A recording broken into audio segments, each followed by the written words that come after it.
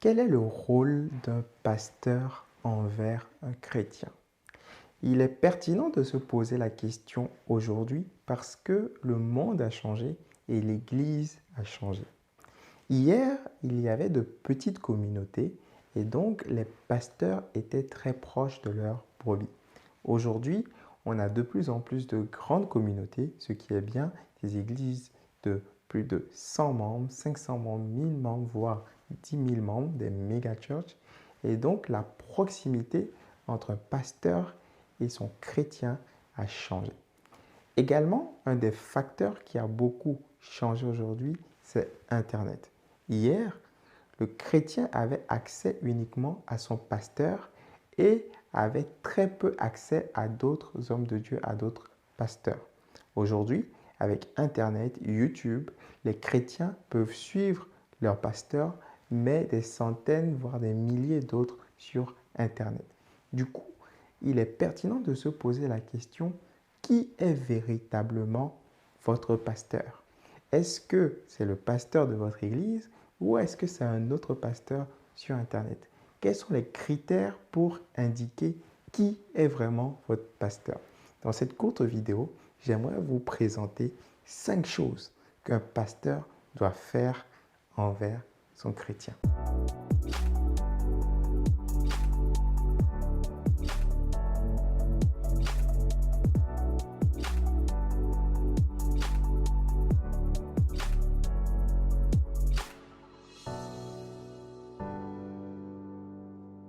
La première chose qu'un pasteur doit faire, c'est qu'il doit prier pour ses brebis. Jésus a dit à Pierre, avant d'aller sur la croix, que le diable les avait réclamés pour les cribler comme le froment, mais Jésus avait prié afin que leur foi ne défaille pas. Le premier rôle d'un pasteur, c'est qu'il doit prier, intercéder pour ses chrétiens. Donc, celui qui est ton pasteur doit prier pour toi, doit intercéder pour toi, parce qu'il est le gardien de ton âme devant Dieu. Et il doit intercéder afin que Dieu puisse agir efficacement et que le diable, lui, ne puisse pas agir dans ta vie. La deuxième chose qu'un pasteur doit faire, c'est qu'il doit prêcher pour ses brebis. Autrement dit, il doit les nourrir spirituellement. Jésus avait dit à Pierre, « Pierre, paie mes brebis », c'est-à-dire nourris mes brebis. Dans la Bible, la parole de Dieu, la prédication est souvent comparée à de la nourriture spirituelle. Lorsqu'on lit dans l'Épître aux Hébreux, on voit que l'auteur de l'Épître aux Hébreux parle de lait spirituel et d'aliments solides en parlant de la parole de Dieu. Donc, un bon pasteur doit bien nourrir ses brebis, il doit prêcher et enseigner pour ses brebis. Donc, si tu es chrétien, celui qui te nourrit spirituellement, c'est lui ton pasteur. Si tu es dans une église et que tu écoutes les prédications chaque semaine d'un autre pasteur, en réalité, ce n'est pas le pasteur de ton église, ton vrai pasteur, c'est le pasteur que tu écoutes sur Internet qui est ton pasteur. Un bon pasteur doit donc prêcher et enseigner ses brebis et chaque chrétien doit écouter le pasteur de son église locale s'il veut qu'il soit son vrai pasteur. La troisième chose qu'un pasteur doit faire, c'est qu'il doit accompagner ses brebis durant les phases de sa vie. Le pasteur doit accompagner le chrétien lors de la naissance, lors de son baptême, lors de son mariage, lors d'un deuil. Il doit accompagner le chrétien durant les phases difficiles, mais aussi durant les phases joyeuses de sa vie.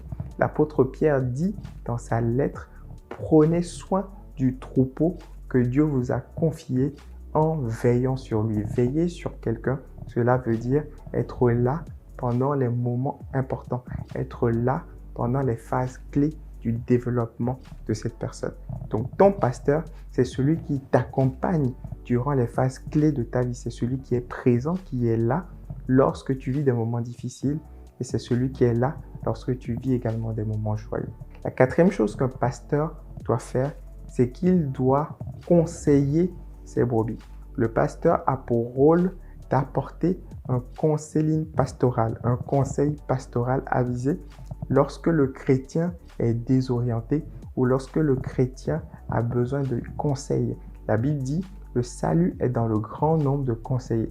Et Dieu place autour de nous des conseillers avisés que sont les pasteurs pour pouvoir nous conseiller, nous conduire, nous diriger lorsque nous sommes dans des phases de doute, lorsque nous avons des questions non répondues, lorsque nous ne savons plus quoi faire. Dieu a mis ses ministères autour de nous, ses pasteurs, pour pouvoir nous conseiller durant les périodes difficiles, les périodes de brouillard. Donc ton vrai pasteur, c'est celui que tu vas voir en entretien pastoral lorsque tu es perdu ou lorsque tu as besoin d'un conseil avisé. La cinquième chose qu'un pasteur doit faire, c'est qu'il doit former ses brebis. C'est-à-dire qu'il doit les équiper pour qu'ils deviennent meilleurs. Paul dit à Timothée, ce que tu as reçu de moi, transmets-le à d'autres personnes qui sont fidèles et capables d'enseigner d'autres. Autrement dit, ce que tu as reçu de moi, transmets-le, forme, enseigne, équipe d'autres ministères pour que eux aussi deviennent comme moi, deviennent comme toi et ainsi la chaîne se multiplie. Vous savez, le christianisme est une religion de transmission. À partir de 12 personnes et plus de 120 personnes sur la chambre haute. Aujourd'hui, nous sommes des millions parce qu'il y en a qui ont transmis la foi, qui ont formé des générations à Christ. Et ainsi, nous avons nous aussi pour rôle d'être des pasteurs pour cette génération et de former d'autres personnes. Voilà les 5 choses qu'un pasteur doit faire envers ses brebis. Donc, pour récapituler, un pasteur doit prier pour ses brebis, il doit prêcher à ses brebis, il doit accompagner ses brebis, il doit équiper ses brebis et il doit conseiller ses brebis. Dis-moi en commentaire si l'un de ces points te parle et dis-moi en commentaire si le pasteur de ton église locale remplit ce rôle-là pour toi.